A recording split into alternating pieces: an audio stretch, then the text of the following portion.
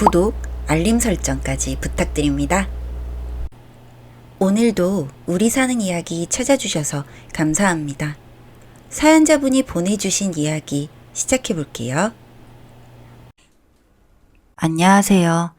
어디서부터 어떻게 글을 써내려가야 할지 참 가슴이 막막하네요. 오늘부로 정말 고아가 되었습니다. 저는 34살의 여자입니다. 제 어린 시절의 기억을 더듬어 보자면 가장 처음 떠오르는 기억은 부모님이 늘 다투셨던 기억입니다. 하루는 제 앞에서 심하게 다투시다가 아버지께서 어머니 머리를 재떨이로 때리셨는데 어머니 머리에서 피가 흐르던 모습이 아직도 생생하게 기억이 나요. 그 이후 기억은 흐릿한데 그나마 또렷한 마지막 남은 부모님에 대한 기억은 아빠가 사채빚을 지셨고 가뜩이나 몇 없는 집 가구 주전부리까지 빨간색 압류딱지가 붙었는데 아빠는 술을 드시고 계셨고 엄마가 어린 남동생을 끌어안고 엉엉 우시던 기억이 납니다. 그러던 어느 날 엄마는 제게 예쁜 옷을 입혀주시고는 김밥 천국처럼 다양한 메뉴를 파는 식당에 데려가 오므라이스와 참치김밥 한 줄을 제게 먹이시고는 외할머니 댁에 절 맡기고 가셨습니다. 그냥 직감으로 알았어요. 엄마가 나를 할머니에게 맡기고 엄마는 떠나려는 거구나. 돌아오지 않을 거구나. 10밤 자고 데리러 올게 하던 엄마에게 제발 나 버리지 말라고 엉엉 울던 제가 떠오릅니다. 소설 같은 이야기죠. 어린 시절에 저도 믿지 않았어요. 정말 10밤이 지나면 엄마가 데리러 올 거라고 철석같이 믿으며 10손가락으로 지낸 밤을 세고 10손가락이 다 접히면 다시 펴서 또 세고 또 세고 고작 7살이었던 제가 할 수 있는 게 아무것도 없었다는 게 얼마나 무능력하게 느껴지던지 그 뒤로 저는 부모님의 얼굴을 볼 수 없었습니다. 외할머니는 제게 다정한 사람이 아니었습니다. 제가 조금 더 크고 나서야 알게 된 이야기지만 엄마는 무남동녀 늦둥이 외동딸로 외할머니와 외할아버지의 사랑을 듬뿍 받고 자랐다고 합니다. 그런데 얼굴도 출신도 모르는 아빠가 엄마에게 반해 쫓아다니다가 엄마의 마음까지 결국 얻어냈고 제가 생겼다고 했습니다. 엄마는 학업도 반대하는 가족들도 다 내팽개친 채 결혼을 하셨다고 했습니다. 그때의 충격으로 외할아버지는 알아 누우셨고 시름시름 앓으시다가 그 3년 뒤에 돌아가셨다고 합니다. 외할머니는 갈 곳 없는 원망을 제게 쏟아내신 거죠. 갑자기 돌아온 금지옥엽 예쁘게 키운 딸이 외손녀라고 떠넘기고 간 제가 얼마나 미우셨을까요? 대놓고 말하신 적은 없으시지만 엄마의 인생을 망친 건 저라고 원망하실지도 모릅니다. 외할머니는 제게 관심이 단 하나도 없었습니다만 외할머니도 저와 마찬가지로 혹은 다시 돌아올지도 모를 딸을 기다리시는 건지 제가 엇나가는 것만큼은 엄하게 다루셨습니다.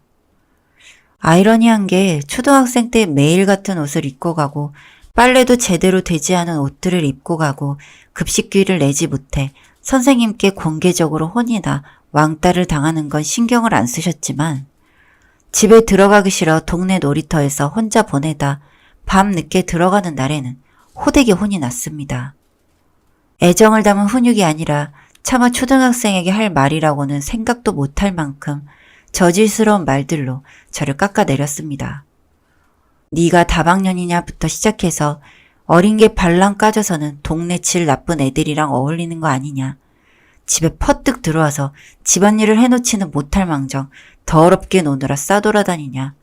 태생부터 질 나쁜 년이 들어왔다. 같은 말들이요. 한겨울에 찬물에 맨손으로 손빨래를 씻겨 손등이 다 까져 피와 진물이 날 정도로 집안일을 했습니다.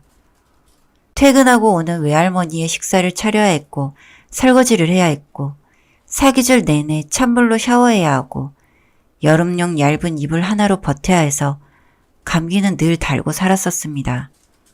오죽하면 감기를 달고 살다가 한겨울에 걸린 폐렴으로 병원에 입원했던 일주일이 제가 가장 편하게 쉴 때였습니다.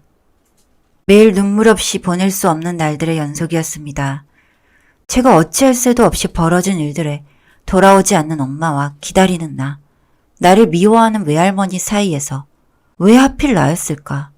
동생은 왜 데려갔을까? 왜 나만 이곳에 버리고 갔을까? 대답도 드릴 수 없는 그 질문들로 밤을 지새운 나날들이 길어질수록 제 마음속에는 부모에 대한 분노만 커졌습니다. 중학생이 되고 나서는 정말 질 나쁜 친구들을 만나 어울렸습니다. 그 친구들과 친구였으니 남들의 눈에도 저 또한 질 나쁜 아이로 보였겠지만 그때는 제 세상은 그 친구들이 전부였습니다. 남자들이랑 어울려 놀고 동네 언니 오빠들이 구해온 술을 공터에서 몰래 마시거나 돈을 빼앗거나 누군가를 때리거나 하진 않았지만 그걸 제외한 대부분은 다 해본 것 같습니다. 지금은 후회하고 있지만 변하지 않는 과거이기에 누군가 비난을 해도 겸허히 받아들이려고 합니다. 머리가 크니 할머니의 무자비하고 맹목적인 비난에도 반항심만 더 늘어가더군요. 그러다 고등학교에 진학하게 되었고 그때까지만 해도 반항심이 심하던 저를 끝까지 이끌어 주시려던 은사님을 만나게 됩니다. 문제집부터 방과 후 수업비까지 물심양면으로 저를 지원해 주시던 은사님께서는 제 사정을 듣고 나서는 자취방을 하나 얻어주셨습니다. 덥고 자라며 따뜻한 이불을 사 건네주시던 은사님의 손을 어떻게 여태까지 잘 버텨왔다며 제 이야기에 눈물을 흘려주시던 그분을 저는 아직도 잊지 못합니다. 은사님의 하유와 같은 사랑 덕분에 저는 뒤늦게나마 바르게 자랄 수 있었고 대학 진학을 했고 비로소 남들처럼 살 수가 있었습니다. 은사님처럼 교사가 되고 싶었지만 뒤늦게 시작한 공부로는 사실 어려웠고 공부에 매달린 만큼의 여유는 없었기 때문에 그냥 안정적인 직장에 취업하게 되었고 직장에서 만난 지금의 남편과 결혼식까지 올리고 나자 마음의 여유가 생겼습니다. 그리고 그제서야 과거를 돌아볼 용기가 생겼습니다. 이유 같은 거 단 한 번도 궁금해 본 적도 없고 부모님이 보고 싶었던 적도 없지만 한번 시작한 궁금증은 꼬리에 꼬리를 물고 이어졌습니다. 엄마가 오죽 힘들었으면 그랬을까? 아빠와 같은 사람과 사는 게 많이 힘들었을 거야. 나를 찾아하고 싶었지만 미안했을 수도 있어. 아니면 내가 자취를 시작했을 때 찾아왔지만 내가 없었을 수도 있지. 한 번 터져버린 생각은 막을 수가 없었습니다. 그래서 저는 부모님의 흔적을 찾기 시작했습니다. 처분을 통해 찾은 아빠는 이미 거주지 불명으로 주민등록번호 말소자셨고 엄마의 최근 전입신고 주소만 확인할 수 있었습니다. 무작정 적혀있는 주소를 찾아갔습니다. 무작정 집 앞에서 엄마를 기다렸습니다. 내가 알아볼 수 있을지, 엄마가 나를 알아봐 줄지 불안감이 가득했지만 천륜은 천륜이라고 만나면 다르지 않을까 하는 기대감이 한켠에 자리를 잡았습니다. 그리고 정말로 저는 한눈에 엄마를 알아볼 수 있었습니다. 얼굴의 주름은 조금 늘었고 표정은 조금 더 밝아졌지만 한눈에 봐도 엄마인 것을 알아보겠더라고요. 첫날은 엄마를 찾아냈다는 것만으로도 벅차 그냥 돌아왔습니다. 그 후 일주일 뒤 용기를 내서 엄마를 불렀습니다. 엄마는 처음엔 저를 알아보지 못하시는 듯 하더니 이내 저를 알아보신 듯 흠칫 놀라셨습니다. 그런데 반가운 표정은 없고 겁에 질린 사람처럼 집에 들어가시더군요. 당황감에 어안이 벙벙해진 저는 무작정 엄마가 들어간 집 초인종을 눌러댔습니다. 계속 눌러대니 엄마가 다시 나오셨고 따로 얘기하자는 말씀과 함께 근처 카페로 이동했습니다. 결론만 말씀드리면 엄마는 저를 달가워하지 않으셨습니다. 오히려 싫어하는 쪽이 가까웠습니다. 엄마가 그날 제게 하신 이야기는 이제와 찾아온 이유가 무엇이냐. 본인은 재혼해서 잘 살고 있다. 재혼한 사람은 아들만 있는 걸로 알지 딸이 있는 건 모른다. 자기도 행복하고 싶은데 이제와 방해하지 말아달란 이야기였습니다. 아, 이게 세상이 무너지는 거구나 싶더군요. 혹시 하며 가졌던 일말의 기대감마저 산산조각이 나니 정말 죽어버리고 싶었습니다.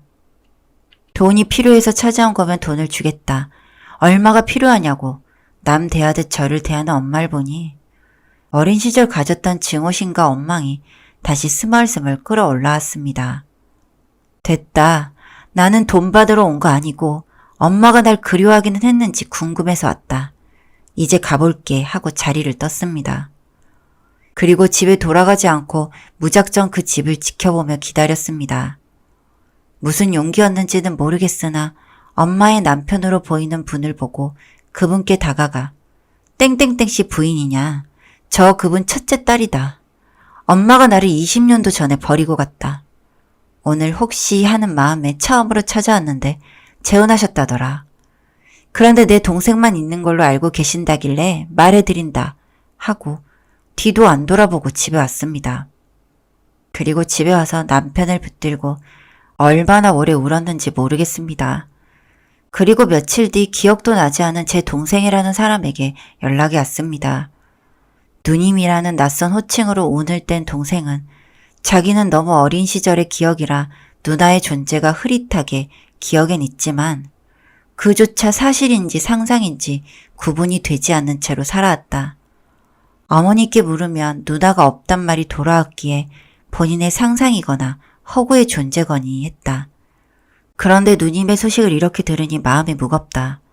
어머니에 대한 원망을 감히 가능할 순 없겠지만 누님의 존재를 모를 땐 어느 누구보다 단란했던 가정이 누님의 섣부른 행동으로 부모님께서 늦은 이혼을 고려하고 계신다. 그래서 원망스럽다는 내용이었습니다. 너무 늦게 깨달았지만 혹시나 하는 마음으로 가슴 한켠에 희망을 갖고 살았지만 이제야 인정하려고 합니다. 저는 고아였고 제게 부모는 없었다는 것을요. 다행인 건 저의 이런 모든 점을 알고 사랑해주고 보듬어주는 남편이 있다는 것입니다. 엄마는 저의 폭탄 발언으로 말년이 고되시겠지만 저는 앞으로는 제 가족을 지켜나가며 행복하게 살아갈 일만 남았다고 장담합니다. 제 이야기 들어주셔서 감사합니다. 사연은 여기까지였고요. 우리 사는 이야기 시청해주셔서 감사합니다.